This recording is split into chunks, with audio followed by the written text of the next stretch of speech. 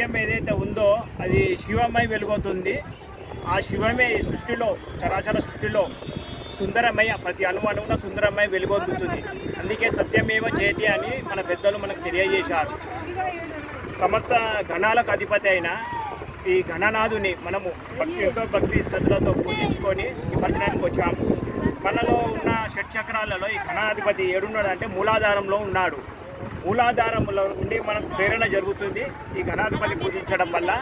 ఇంకొకటి మూలాధారం నుంచి స్వాధిష్టానం నుంచి మణిపూరకం నుంచి అనాహత నుంచి విశుధాన్ని నుంచి ఆజ్ఞాచక్రం, ఆజ్ఞ నుంచి సహస్రము.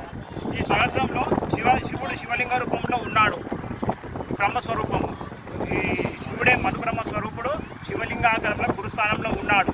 ఈ మూలాధారంని సహస్రానికి చేరుకోవాలంటే ఈ కుండలిని శక్తి ఊర్ధముఖంగా ప్రయాణించాలి. ఆ ఊర్ధముఖంగా ప్రయాణించిన చిన్నంగా ఈ పాము ఉన్నది ఇక్కడ. బోల్ గణాధిపతి ఏ నమో నమః.